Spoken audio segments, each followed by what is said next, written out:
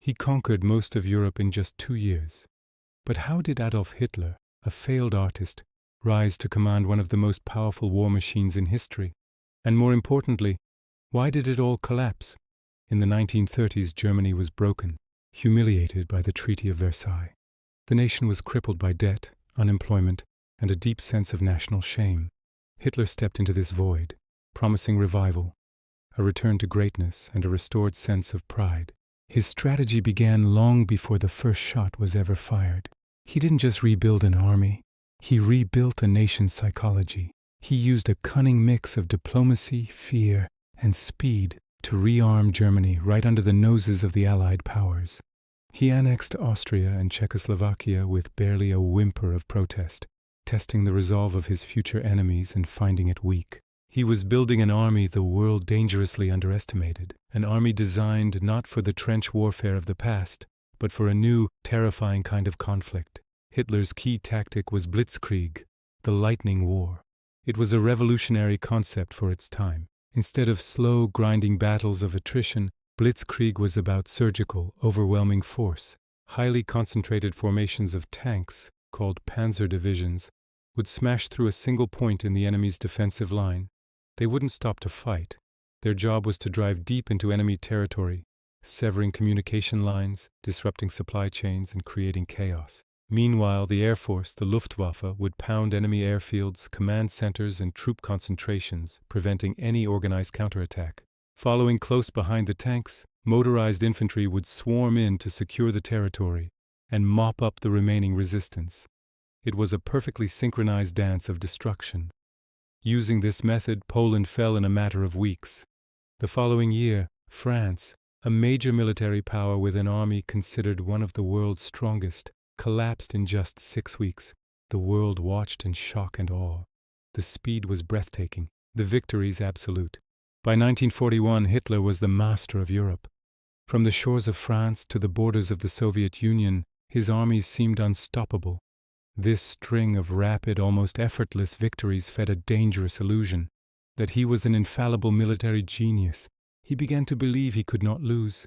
His own propaganda declared him a visionary, and he started to believe it. In his mind, instinct was better than strategy, intuition more valuable than the cautious advice of his experienced generals. Advisors who warned him about overstretching his forces or underestimating his opponents were dismissed as weak or disloyal. He trusted only himself, convinced that his will alone could bend the world to his desires. This supreme overconfidence, born from his early successes, would become the seed of his ultimate destruction. The man who had outsmarted Europe was now about to outsmart himself. Then came Operation Barbarossa, the invasion of the Soviet Union. Launched in June 1941, it was the largest land invasion in history. Hitler saw it as his final, decisive campaign. He believed the Soviet state was a rotten structure that would collapse with a single kick. It was his boldest and his deadliest mistake. He made 3 critical miscalculations. First, he completely underestimated the sheer vastness of Russia. His armies conquered enormous territories, but the front line just kept getting longer, and his supply lines stretched to the breaking point. Second, he ignored the weather. He planned for a quick summer victory, but when the campaign stalled, his armies were caught unprepared for the brutal Russian winter. Tanks wouldn't start, weapons froze, and soldiers suffered terribly from frostbite. Third, and most importantly, he underestimated the resilience of the Soviet people and their will to fight for their homeland. The further the Germans advanced, the stiffer the resistance became. Barbarossa was meant to be the final victory. Instead, it became a fatal quagmire. As the war turned against him, especially on the Eastern Front, Hitler's leadership style grew more erratic and destructive. He began directing battles personally, from his remote headquarters hundreds of miles away. He would move divisions around on a map like they were chess pieces, completely disconnected from the brutal reality on the ground. His generals, men who had spent their lives studying warfare, pleaded with him to allow tactical retreats to save their armies from encirclement. Hitler refused. He saw any retreat as a sign of weakness, a failure of will. He ordered his men to stand and fight to the last, turning strategic withdrawals into pointless sacrifices. Strategy was replaced by obsession. Logic was replaced by blind faith in his own genius. Every decision he made now seemed designed to tighten the noose on his own army, squandering men and material in hopeless defenses, while his enemies grew stronger. By 1944, the empire he had built on speed and aggression was collapsing under its own weight. The strategy that had brought him such swift victories was now his undoing. On June 6th, the D-Day landings opened a massive new front in the west, as Allied forces stormed the beaches of Normandy. From the east, the Soviet Red Army, now a battle-hardened and incredibly powerful force, was relentlessly pushing the German army back toward Berlin. Germany was trapped in a two-front war, the very scenario Hitler had sought to avoid.